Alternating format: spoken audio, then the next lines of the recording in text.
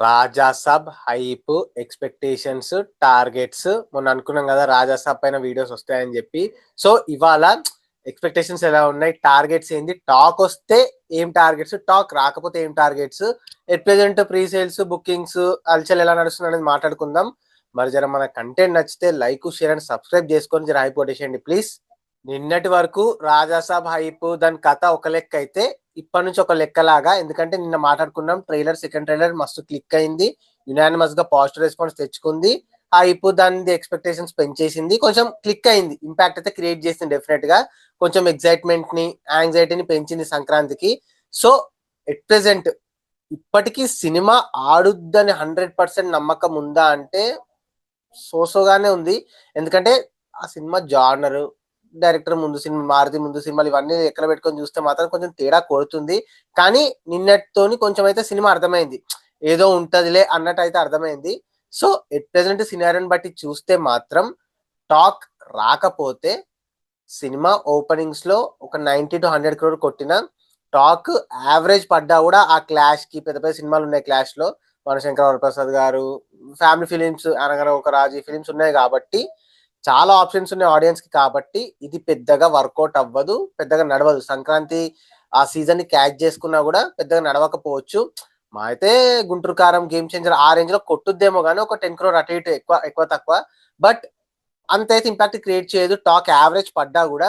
So talk average పడితే targets OG approx 300 crore, తర్వాత ఆది పురుష్ 395 crore, పుష్ప 360 crore, మళ్ళీ ఇంకేమున్నాయి, మన Saaho 432 crore and Devara 450 crore. ఇవి టార్గెట్స్ ఉంటాయి. ఒకవేళ యావరేజ్ స్టాక్ పడితే ఇవి టార్గెట్స్.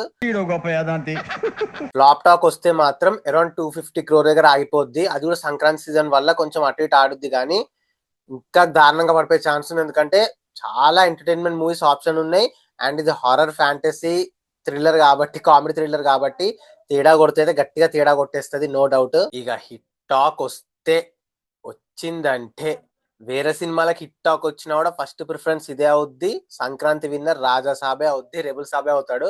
ఎందుకంటే ఈ సినిమా టైర్ 1 ఫిలిం, పైగా comedy, horror, visual effect, large scale film, tier 1 cinema Sankranti కాబట్టి ఇన్ని ఆస్పెక్ట్స్ కలిసి వచ్చేస్తాయి. సో ప్యారల్ గా వేరే సినిమాలు బాగున్నా కూడా సెకండ్ ఆప్షన్, థర్డ్ ఆప్షన్ అవుతాయి సినిమాలకి. మేజర్ ఆడియన్స్ కి క్లాస్ మాస్, పైగా ప్రభాస్ క్లాస్ మాస్ ని ఈక్వల్ గా బ్యాలెన్స్ చేస్తాడు కాబట్టి ఈజీగా ఆడేస్తుంది, సంక్రాంతి విన్నర్ అవుద్ది. ఒకవేళ టాక్ మంచిగా వస్తే మాత్రం 500 to 700 crore గ్రాస్ పక్కా టార్గెట్. సో టాక్ వస్తే మాత్రం బాహుబలి 1 సలార్ టార్గెట్స్ అవుతాయి, which 600 crore and 630 crore, approx 600 to 700 కొట్టేస్తుంది నో. బట్ కొందరు యాంటిసిపేషన్ లో రాజా సాబ్ 1000 కోట్ల బొమ్మ అంటున్నారు, బట్ స్టిల్ నాకు ఆ వైబ్ అయితే రాలేదు ఫస్ట్ నుంచి అయినా.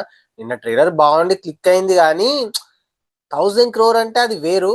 కల్కి అంత టాక్ వచ్చి అంత లార్జ్ స్కేల్ కంటెంట్ డెలివర్ చేస్తే 1000 కొట్టింది.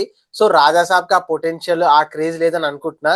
స్టిల్ అది కానీ 1000 కోట్లు కొడితే మాత్రం అది ప్రభాస్ పుల్లే, అది సినిమా కంటెంట్ వల్ల ఏదో అన్నట్టు కాదు, రెబల్ సాబ్ పుల్లే అది. సో ఆ రేంజ్ కంటెంట్ అయితే డెలివర్ చెయ్యదేమో అనుకుంటున్నా, బట్ స్టిల్ చేస్తే మాత్రం అదొక వండరే.